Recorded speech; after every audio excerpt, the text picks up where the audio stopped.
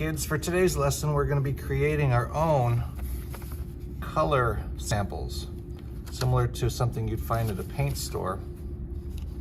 With just this box of crayons we can create pretty much any color we want to by mixing in a certain way. So the project is all about the artist Josef Albers' work, and you should have read this book already or done the read aloud video. This goes about his life's work and his minimal type of artwork and his color studies. So we're going to be learning more about this with your own colorful papers that you're going to create. So you'll need today some crayons and some just simple copy paper. Let's go. So what is minimalism? I think minimalism is when you subtract as much out of something as you can without getting rid of everything. The one thing that Josef Albers does not get rid of are some basic shapes like squares, and mostly the color needs to stay because that's what the paintings I think are all about. Orange is nice, but by itself, nothing special. This pink, purple is pretty nice, but by itself, it's not so special. One thing that Josef Albers does is he plays with the interaction of color. So what happens when we put this next to this? Something special is going to occur, and that is our brain is not quite certain what part of this we should look at. Do we look at the pink part? Do we look at the orange part? The values of each, the darknesses of each, are very similar, but the color temperature is not. This orange is very warm, this purple pink is very cool. So we're not sure what to look at. And our brain is going back and forth between the orange and the purple and trying to decide what to look at. And it causes this vibrating effect. It's almost like candy for the eyes. It's not your taste buds enjoying some, salt and sweet or sour and sugar or whatever. It's the eyes enjoying the color differences and appreciating them for what they are in a very minimalistic way. This doesn't tell a story. This does not show off drawing skills. It shows off the playfulness and fun that colors can give us in a very minimalistic way. So in order to use color with crayons, we're going to need to learn a new technique involving a very light pressure. If you want to mix colors with crayons and you color the first color very dark and then try to mix a new color into it, it's too waxy. The color is saturated the paper. There's nowhere for this next color to stick to because this is all just a very slippery, waxy surface. So the way that we're going to be able to mix these two colors together is by not coloring that hard, but trying to color softly as we can. So in order to do that, I certainly don't want to hold it down here, but kind of keep it as far away from the tip as possible and try to super softly, almost just barely touching the paper, go back and forth. Now I could do that again, but the difference between this and this is that I'm leaving spaces of white in between. So you don't want to create texture with those stripes, so you want to overlap your strokes each time you go back and forth, covering up the last one just a little bit. Our goal here is to create as little texture as possible.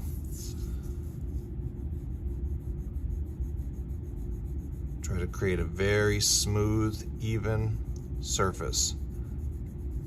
Now, if you needed to make this darker, you can just go over it twice. Darker still, you can go over it twice. Or thrice, I should say. But this is just too much wax for our next colors to stick to. So we're gonna get into our next lesson involving mixing this with that coming up. All right, so you're at home and you want a color, but you only have a few crayons. You can create lots and lots and lots of variations of color just with these few, or even just with 3 crayons, really.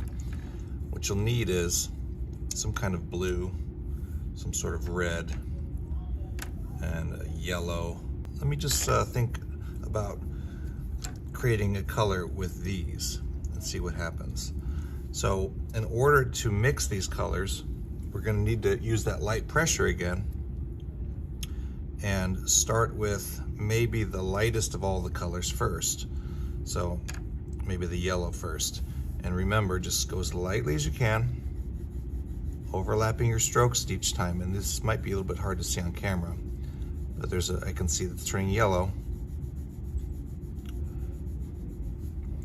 And then what you're going to do when you mix your next color into that, you're going to need to change direction, because just in case, say for example, you have stripes in your work, one way to cover your tracks is by coloring in the opposite direction to confuse the viewer and make it a little bit less obvious that you went this direction or this direction.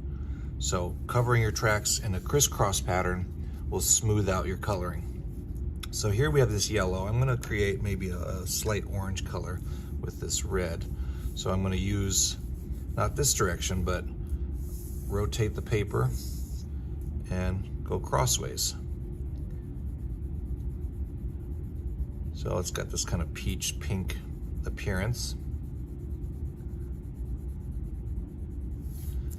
And if you wanted to make it more orange, turn the paper again and overlap yellow again. If you want it to be more red, rotate the paper, add some more red. Very lightly each time though, okay? This is a very warm color. To cool it down or neutralize that color, we're gonna use something opposite of orange, that would be blue. And again, turn the paper a bit and try this direction. I'm noticing a little bit of purple showing up with the red mixture, but it's almost a grayish purple. And since this is the very darkest of all of my colors that I've used so far, I gotta be very careful not to create stripes and texture because I'll ruin the work underneath it. So here we're gonna learn about what neutral colors are and how to create them. The elementary school type color wheel consists of blue, red, yellow.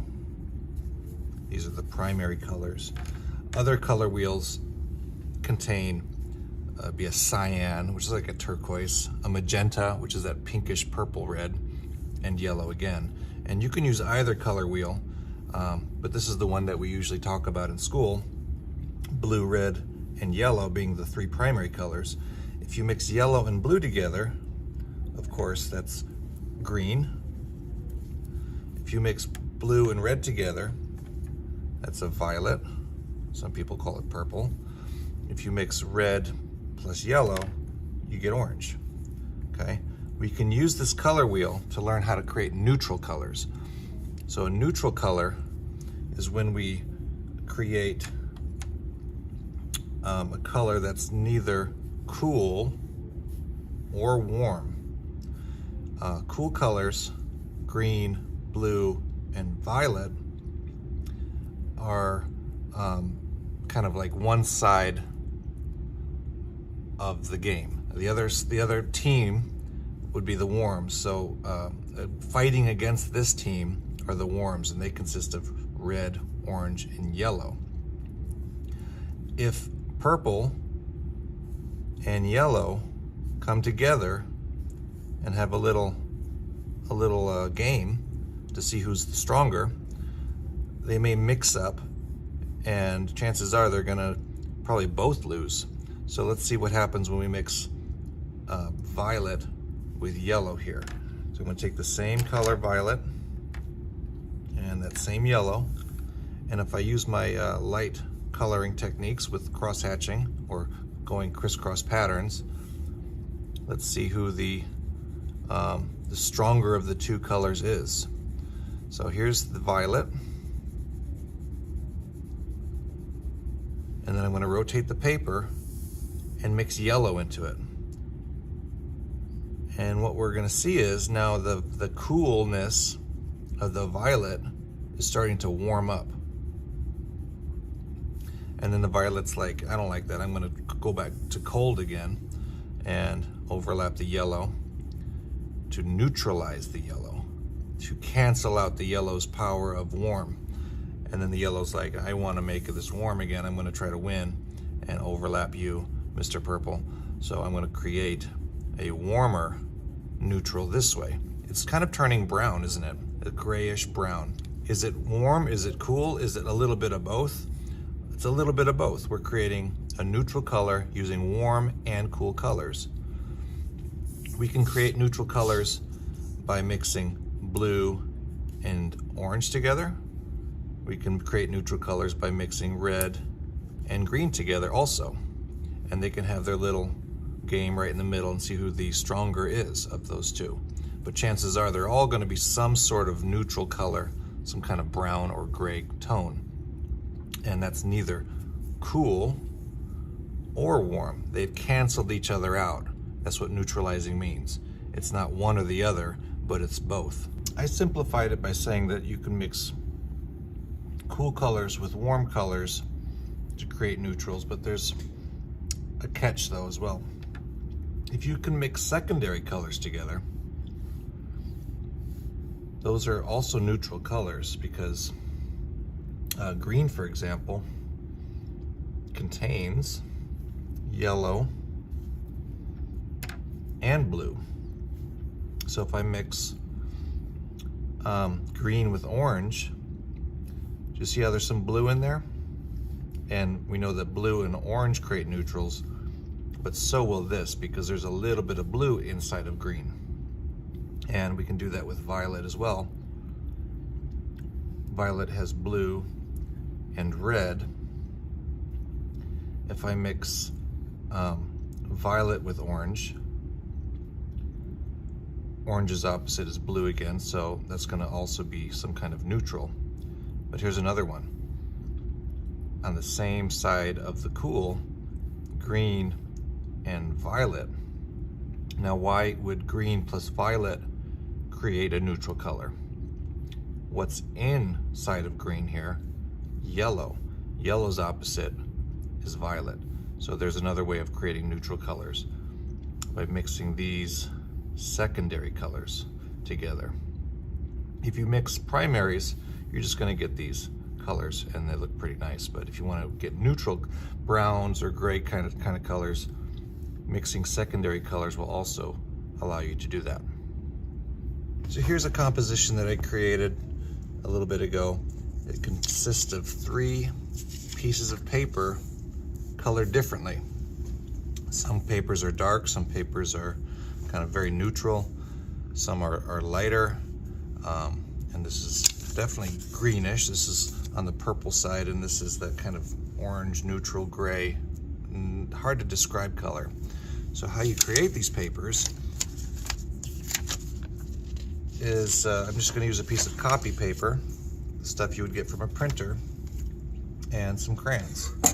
And you'll start to design your colors. So I'll just start off with this indigo, and I'll think about a square about half the size of this paper here, and just begin side to side coloring like we practiced before, as lightly as you can, and trying to keep your arm steady. Already here you see there's some dark stripes and some light stripes, so you got to just work carefully and slowly, building up sort of muscle memory for how hard to push. back and forth, all the way to the corner. And if you do have anything bumpy on your table, that stuff is going to appear underneath your paper as a rubbing. So you have to be careful with, like, if you have a crumb or something under there or other papers, they will definitely show up as prints on this. These stripes are going this way, so to overlap them might help to conceal that and cover that up. I'll take here it's called a red violet, see what this does with the indigo. And I can see already it's becoming warmer and more kind of on that purple side. And I do notice too that the indigo colors that were stripy are harder to see now because the red color is overlapping in a different direction. So that's important that you always cross-hatch your marks. Now, I don't know if you can see this one right here. This is much darker than the rest, but don't worry because we can overlap again in a different direction. I'll color this way actually, so when I'm going this way, it's running horizontally with that. And you start deciding on which direction do you want to go. Do you want to go warmer or cooler? If you want to go darker, you're going to add more color. If you want to make it lighter, then you need to stop earlier and add less colors or use lighter colors to begin with. I like this color right now. It's sort of a raspberry type of color. It's warm and cool at the same time. It's sort of a neutral purple, I'd say. It's got a lot of reds in it, but there's enough blue in it that it balances well. And it's a medium darkness. Now here's another space here that I'm going to work on. Let's create a new color here. So I'll take this orange. And you'll notice the lighter the color is, the easier it is to keep it smooth because you don't notice the darker stripes as much.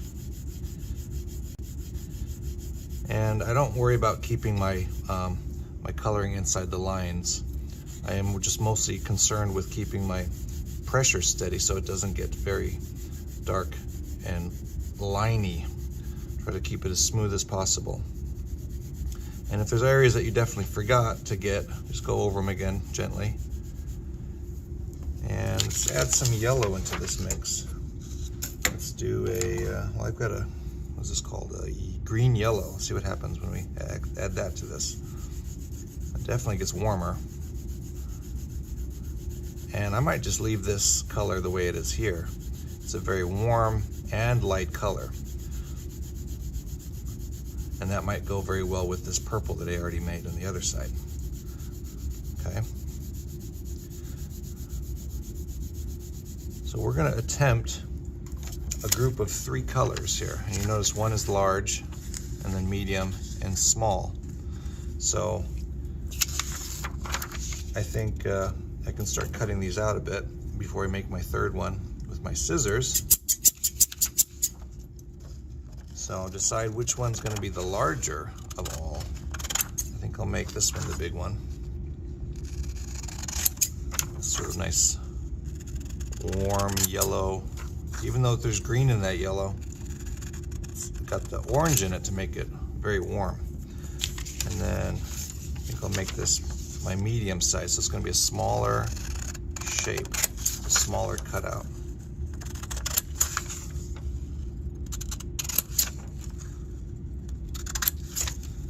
Let's see how they go well together.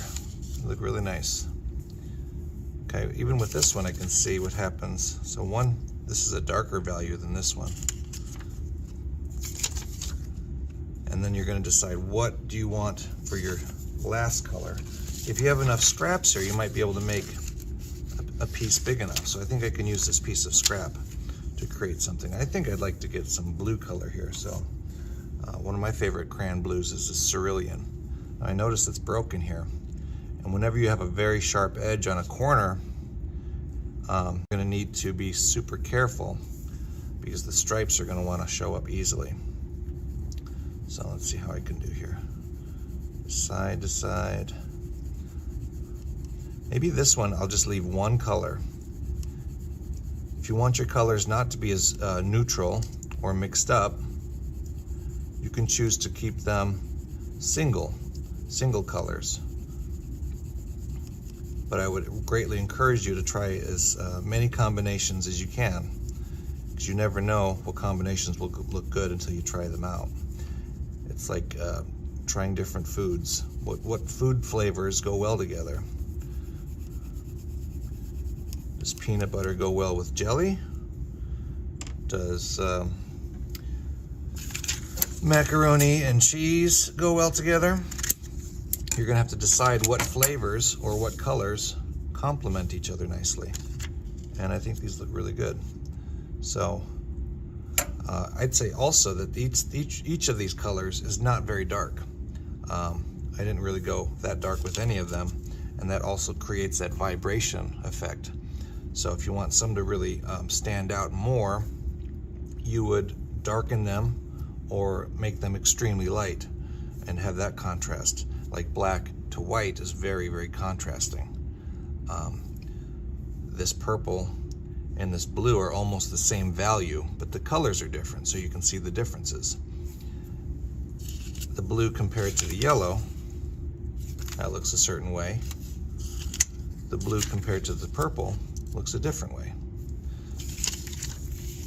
This green with blue looks one way. This green with neutral looks another way. So with all these little cards, you can do lots of experiments and see what combinations you like best.